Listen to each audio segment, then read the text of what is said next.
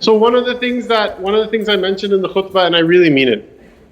Sometimes from time to time I'll mention things that are like sectarian refutations or whatever, and that is definitely a function of studying Aqeedah, but it's not the main one. The main function of the Aqeedah is what? You cannot have a relationship with Allah Ta'ala that you don't know. You can't have a relation with the Prophet ﷺ that you don't know. You cannot have a relationship with one another if you don't know one another either. And so this is primarily and foremost for you to enrich your own deen and your own spirituality and your own intellect as well, because there are many concepts in Aqeedah, they straighten up things that are crooked in the intellect. Like just this idea that, that asking for an empirical proof, asking for like see, smell, taste, touch proof for God is already missing the point. So these are the things they enrich you intellectually as well. So one of the things that I wanted to point out is the rest of the text then with regards to the description of Allah Ta'ala on the page that we continue on. He says, يَعْلَمُ مَا تُوَسْوِسُ بِهِ. He says, يَعْلَمُ مَا تُوَسْوِسُ بِهِ نَفْسُهُ وَهُوَ أَقْرَبُ إِلَيْهِ مِنْ حَبْلِ الْوَرِيدِ. This is also from the Quran, and this is the rest is also from the Quran. وَمَا تَسْقُطُ مِنْ وَرَقَةٍ إِلَّا يَعْلَمُهَا وَلَا حَبَّةٍ فِي ظُلُمَاتِ الْأَرْضِ وَلَا رَطْبٍ وَلَا يَابِسٍ إِلَّا فِي كِتَابٍ مُبِينٍ. He says that Allah Ta'ala, He says Himself, this is from Surah Al-An'am. If you want to read a surah that is all about Aqeedah, but it's worded in such a beautiful and elegant way, unlike the very dry mechanical texts of the books of Aqeedah. Read the Surah Al-An'am, and then read the dry mechanical text of Aqeedah, and then go back to Surah Al-An'am and say like, oh, see how it matches up with the things that we're talking about today. This is a description of the all-pervading knowledge of Allah subhanahu wa ta'ala. It's stated in a way that none of us could have stated it. That a leaf falls not except He's aware of it. And likewise, there is not a seed in the darkness of the earth, nor anything moist or dry, except for it is recorded in a manifest book. Nothing dead or nothing alive. The most subtle of things, all of them, they're all in the ilm of Allah Ta'ala. What's the point of saying this? Is it that like, okay, yeah, He knows the seeds, but He doesn't know the grains of sand? No. The point is He knows everything. على العرش استوى وعلى الملك احتوى له الأسماء الحسنى والصفات العلى. He said that he was firmly positioned on the throne. I translated it as His reign extends over the throne, which is one of the linguistical possibilities of the meaning of istiwa. All of them are compatible with one another. Al-Arsh istawa and then Al Mulk ihtawa. He's himself making ta'wil of what does that mean. He's saying that He's firmly seated on the throne, meaning what? The possession, dominion of all things is His. And you'll see that the mention of the istiwa al-arsh, Mufti Saab, the mention of the istiwa al-arsh, Mufti Niyaz, is in the Quran oftentimes mentioned right after the mention of the creation of the creation. Why is that? That He's saying that His dominion, it's not that that's the only time He's going to sit in the chair in the sky, wal-'iyadhu billah, right? But the mention of His istiwa, His firm position over the throne with the act of creation is to say that what His dominion extends over all creation from day one. Otherwise, they would be mentioned separately. There's no other intuitive reason for mentioning them at the same time if there was some sort of spatial relationship that was being described. وَلَهُ الْأَسْمَاءُ الْحُسْنَى وَالصِّفَاتُ الْعُلَى. And He is possessed of the most beautiful names and the highest of attributes. لَمْ يَزَلْ بِجَمِيعِ صِفَاتِهِ وَأَسْمَائِهِ تعالى أن تكون صفته مخلوقة وأسماؤه محدثة. Allah subhanahu wa ta'ala always, all of His attributes He had, all of His names and attributes, He always possessed them. Nothing changed.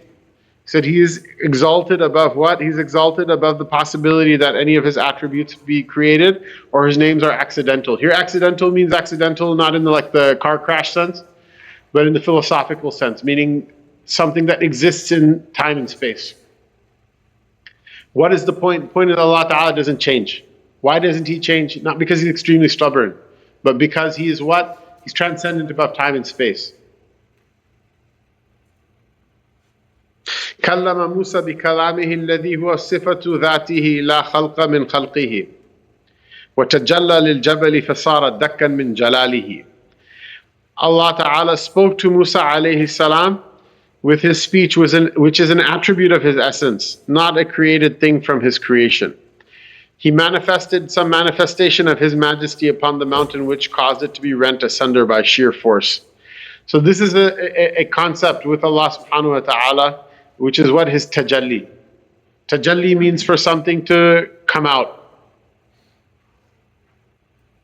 It's the opposite of khalwa, is something to be something to be hidden. Right? Jalwa is for something to be manifest and open. Right? Allah Ta'ala's connection with every point in time and space, matter, energy, all of it.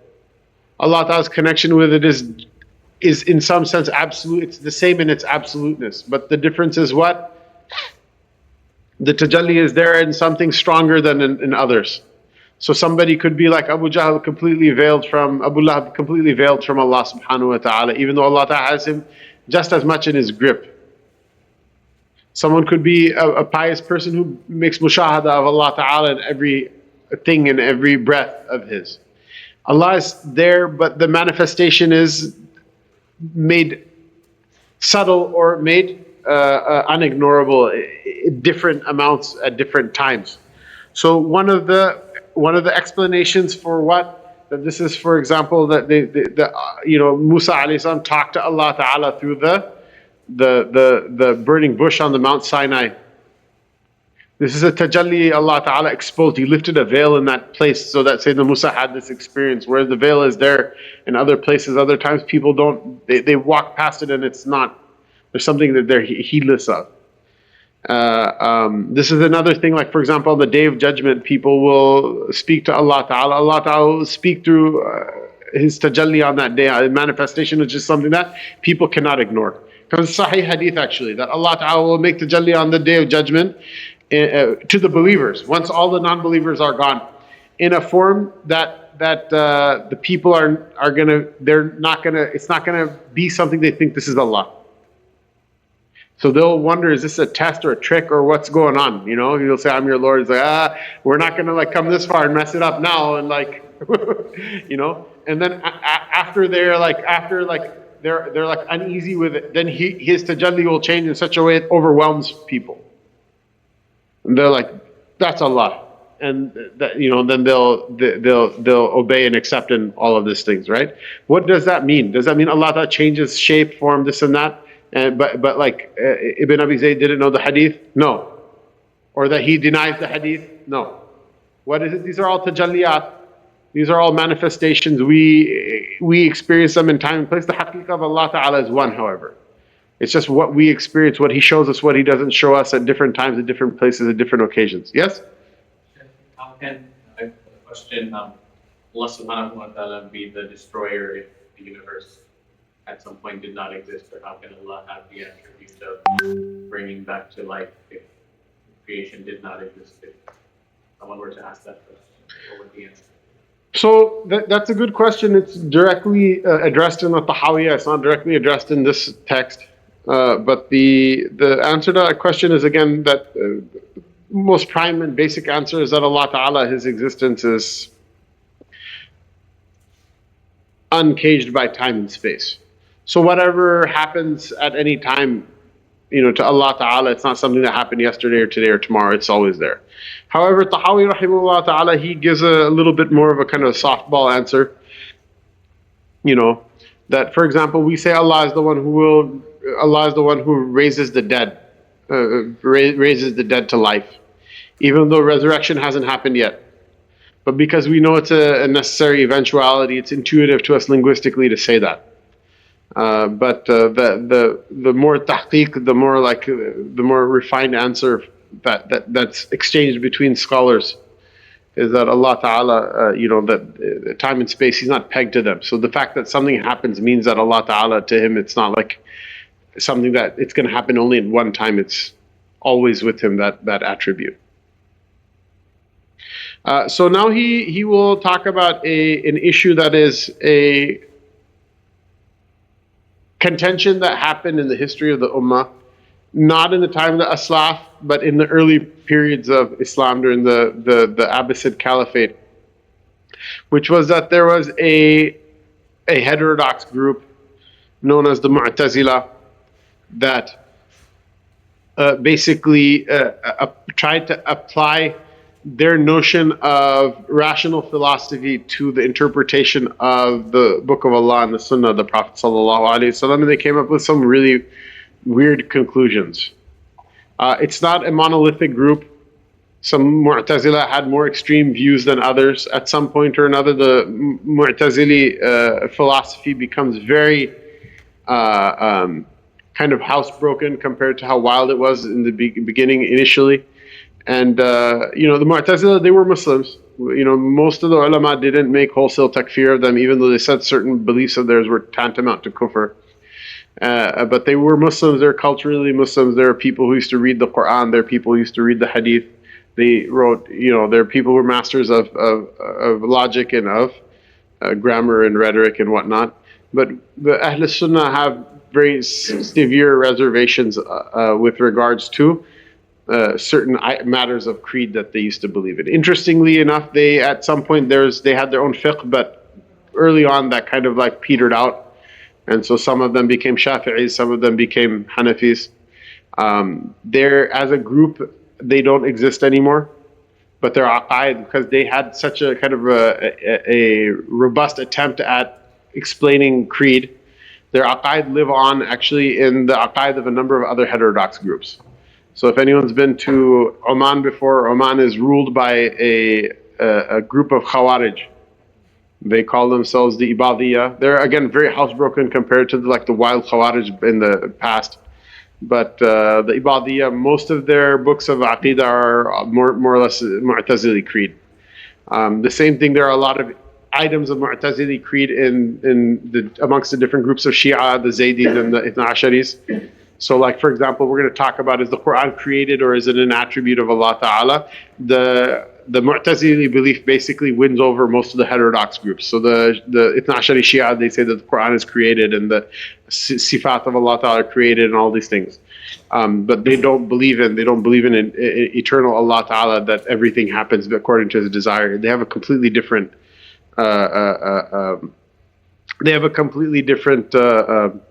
conception, which I feel like is not really compatible with the Quran, and they don't even accept the Hadith in the first place.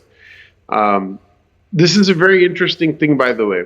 The Ahlus Sunnah Wal Jamaah, you won't find anybody other than a Sunni who's a Hafidh of Quran. You won't. Do Shia read Taraweeh? No. Ostensibly, it's because, it's like the bid'ah of Umar who they hate. وَلِعِيَاذُ بِاللَّهِ رَضِيَ اللَّهُ تَعَالَى عَنْهُ. But a big reason is also even if they wanted to read it, they don't have a hafiz that can lead, right? Because ishtighal, always the people of heterodoxy and misguidance, they're always people who have two attributes in common. One is when they argue about matters of contention, their argument exceeds all bounds of reason. Like a small thing, they'll just blow up about it. And the second is they run away from ibadah like they run away from death. And so what happens, people preoccupy themselves with argumentation about proving this, proving that, proving this, proving that. They have no time for the actual deen. Wallahu a'lam. But you won't find any hafiz amongst the non-Sunnis. Yeah. Would you mind translating the 11th footnote? It's completely just a linguistical issue. That's why I put it in Arabic, is because it's a linguistical issue. It's not, if I translated it, the people who it's meant for are not going to understand. You know what I mean? Yeah. So he says that he says وأن القرآن كلام الله ليس بمخلوق فيبيد ولا صفة لمخلوق فينفد. He says that the Quran, we believe that the Quran is the speech of Allah Ta'ala. It is not the speech of it is not created, for if it was, it would perish, and it's not an attribute of something created, because if it was, it would be exhausted. This is something that requires a little bit of explanation. So the Mu'tazila, when they kind of first emerged in the later era of the Tabi'een, they, as a cultural group, they kind of occupied the same niche as like liberals in America. So they're overrepresented in like academia, in bureaucracy, in arts and literature. Jahil was a Mu'tazili. They say that some of the grammarians were Mu'tazila as well. So, you know, like you're kind of like latte sipping professor stereotype. And so they were a very small proportion of the population, but they were overrepresented in government and in the arts. And what happens is, at some point or another, the Khulafa of Banu Abbas, of the Abbasid state, they start assigning Mu'tazili tutors to their sons to teach them stuff, because they're part of the intelligentsia. And so what happens is that the Khalifa Ma'mun, he has Mu'tazili tutors when he's growing up, and they basically win him over. And so he converts to their, I guess, formulation of creed.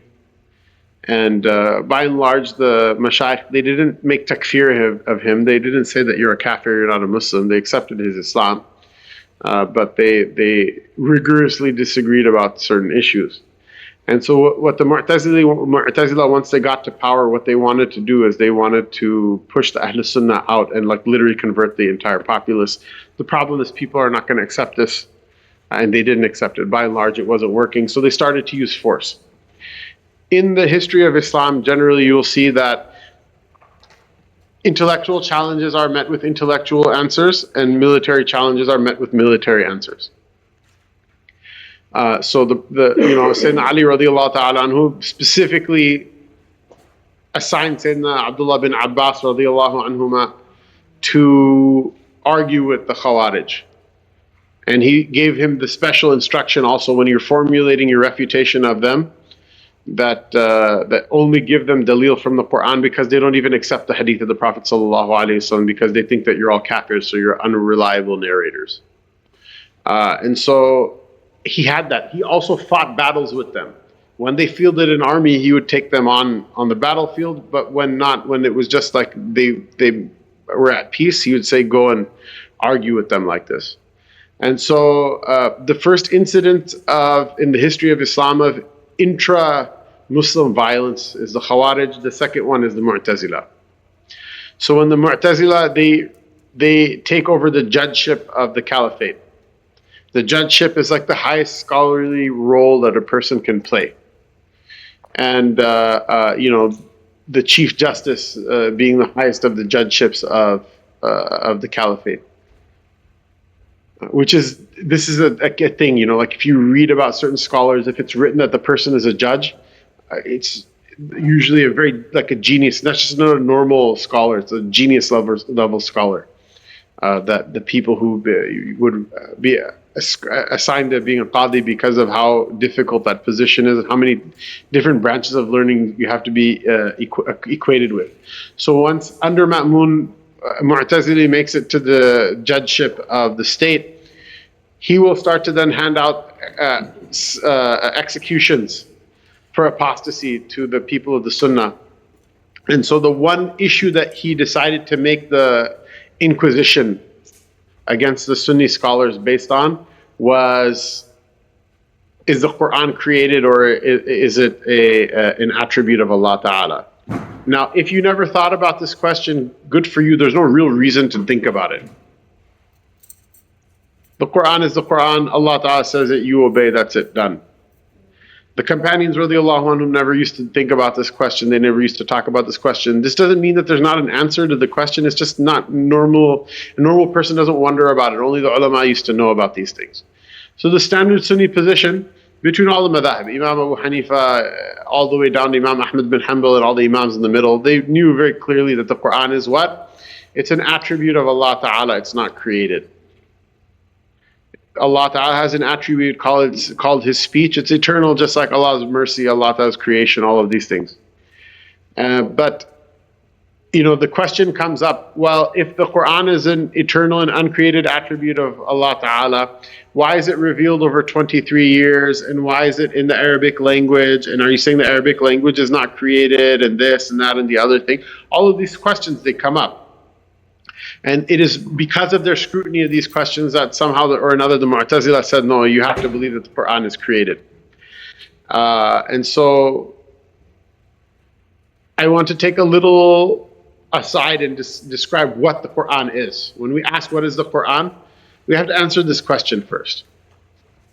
Which is, yes, in its essence, Allah Ta'ala has an attribute. It's His kalam, it's eternal with Him, it's not created.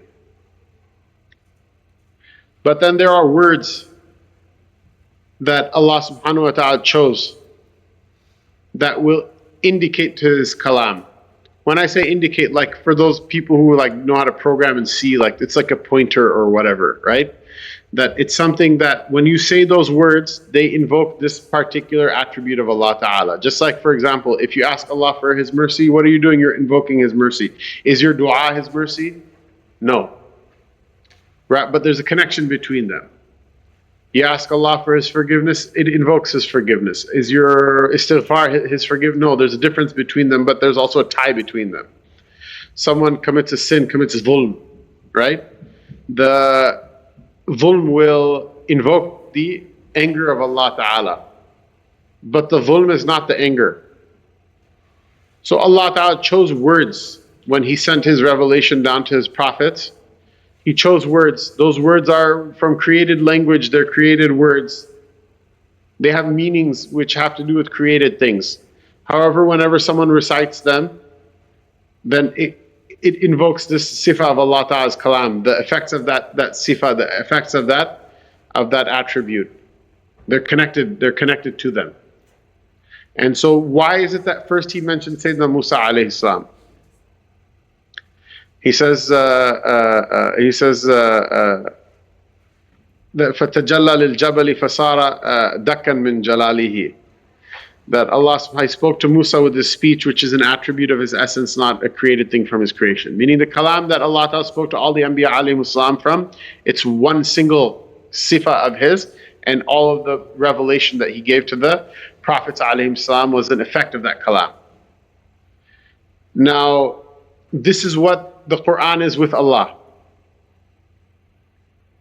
Then Allah Ta'ala, when He created the heavens and the earth, He created the pen and the tablet, and He commanded the pen to write on the tablet everything that was and everything that is and everything that shall ever be. And from amongst those commandments, He commanded that a transcription of these words that He pegged or that He connected His kalam with, they should be written. So there's a copy of the Torah, the original Injil, the different books of Wahy to the different prophets, and the Quran itself. And so this, from the beginning of time, this transcript exists in the highest of the heavens. And then afterward, when we see Inna anzalnahu fi laylatil qadr, what is that? How can it be eternal if it came down on Laylatul Qadr? What happened on Laylatul Qadr? Sayyidina Jibreel alayhi salam made a transcript of this thing from the Lawh Mahfuz, and he brought it into the earth. Someone's like, how is it revealed in Laylatul Qadr? It took 23 years for the Quran to be revealed, and now you're saying it's one night. The Laylatul Qadr is what? Is that this transcript was brought from the highest of heavens into the Sama' Dunya, into the earth where we live. And this was an occasion of so much momentous barakah that it turned it into Laylatul Qadr. Then from there, Sayyidina Jibreel alayhi salam was commanded to ferry the verses one by one to the Prophet sallallahu alayhi wasallam. This is why one of the usul of the tafsir of the Quran is that even though every ayah has a context in which it's revealed, they say that the meaning of the ayah is not only bound by the context.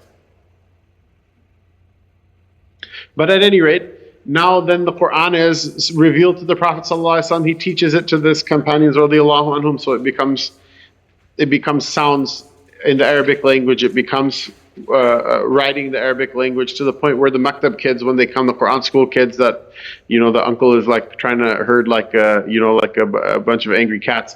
To them, you say the Quran, it's a mushaf, right? It's a copy of that transcript, basically. And so the proper word for it is mushaf. The Quran is an eternal and uncreated attribute of Allah Ta'ala, but there is some sort of tajawuz in this. It's allowed that, you know, so you hand me the Quran, right? So we understand the point, that what a person means by that is hand me the mushaf.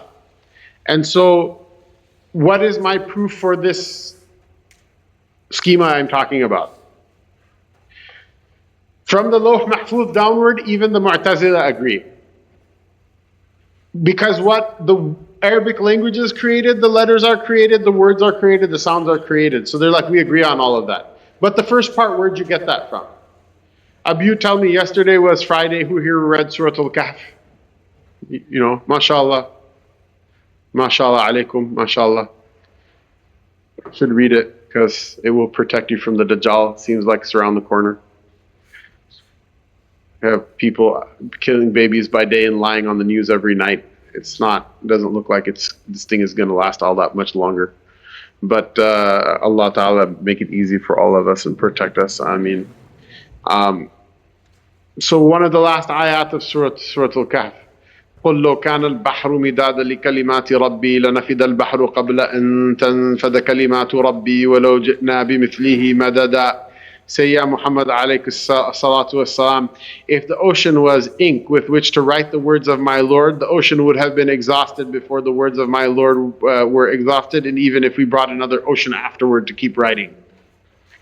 Now you tell me, can you write a mushaf with an ocean of ink? I think you can write many of them.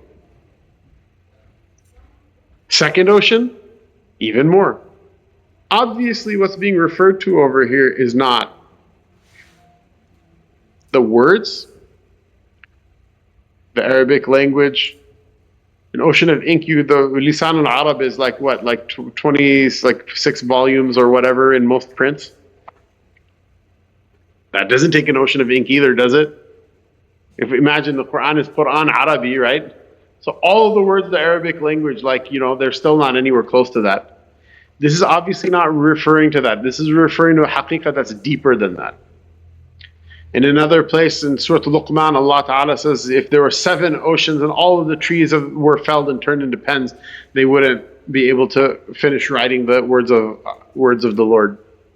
The point is, it's making ishara toward a meaning that's deeper. That the kalam of Allah subhanahu wa ta'ala by necessity, because it's one of His sifat, it cannot be created. And so this is the proof for the Ahlus Sunnah, a simple recital of the proof for the Ahlus Sunnah, that their conception is correct, that this is that the Quran is the kalam of Allah Ta'ala, so it cannot be created. Now, Tahawi rahimahullah ta'ala, he also brings another interesting proof, which is what? What did the Mu'tazila, what did Abu Jahl say about the Quran? In hadha illa sihrun yuthar, in hadha illa qawlul bashar, sa'uslihi saqar.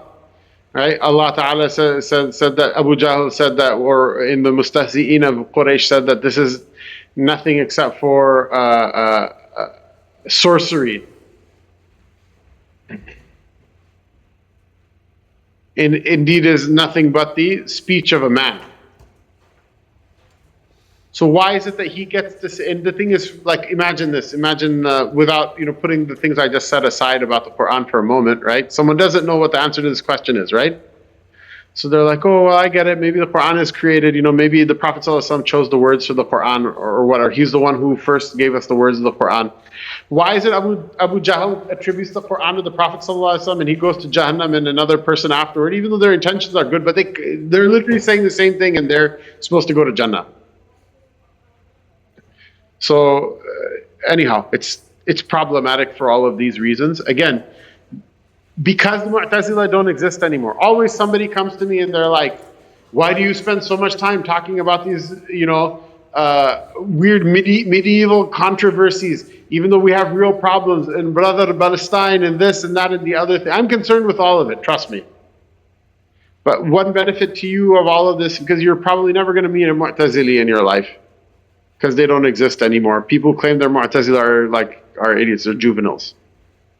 It's just like a kid is trying to I'm a crip, I'm for real, yo. It's like, shut up, man.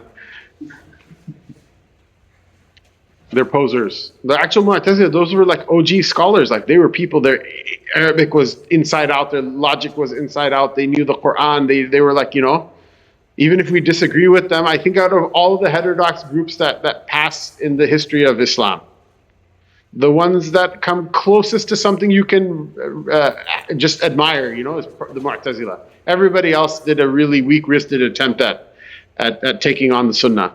The Mu'tazila, the Sunni ulama actually had to up their game in order to deal with them. And also the Mu'tazili ulama also did a fair amount of work in refuting the people of Kufr as well. This is a separate discussion of, that's beyond the scope of our class today, but in particular, the people of Central Asia, they were Buddhists from before, and so they have a lot of all the Indic philosophies like Hinduism, Jainism, Buddhism. They have a lot of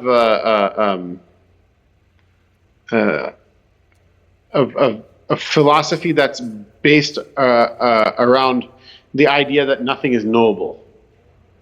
I forget, there's a word, and there's actually a very normal, simple word for this that it's slipping my head right now, and it'll come back to me probably while I'm talking to somebody, talking about something else. But they were they were very firmly rooted in this idea that there's no such thing as any firm reality in anything, right? They have this philosophical concept called Maya, that everything is an illusion. And something that looks like an objective truth to you, it's only to you that it looks like an objective truth. To another person, it's not objective at all. That you can't really know anything for certain.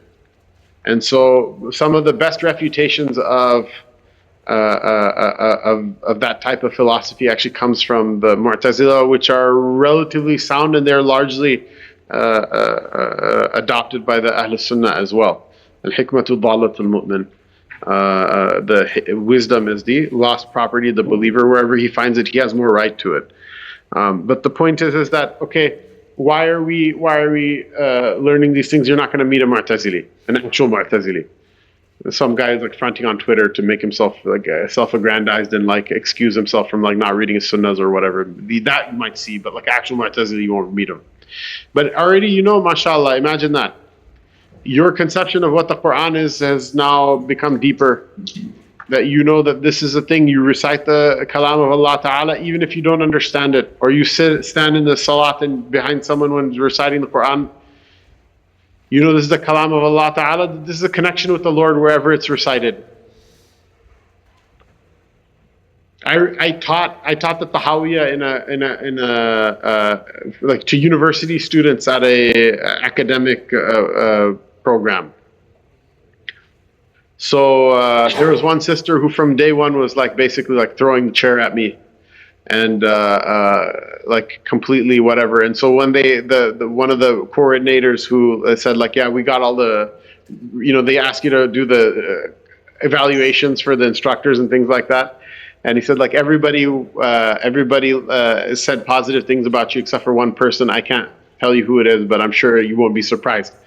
And so I was like, okay, cool.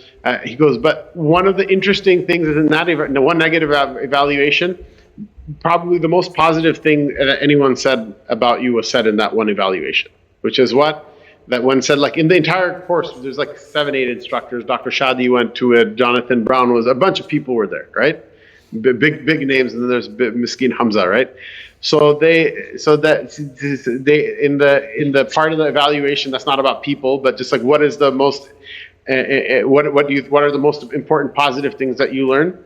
That person wrote, or whoever wrote it, wrote that that it really opened my eyes learning about what the conception about the Quran is. Every time since then I read the Quran, it makes me feel like I was missing something out, before. Like now I actually respect it properly, and I feel something when I read it, when I recite it. So there's khair in all of these things. There's, again, it's not only about sticking it to the Mu'tazila. This also impacts your own relationship with the Quran, and encourage you, inshallah, to read every day. Take some time to do your reading. It's 3:30. Is Biza ready? It is ready. Very well. Yeah. MashaAllah.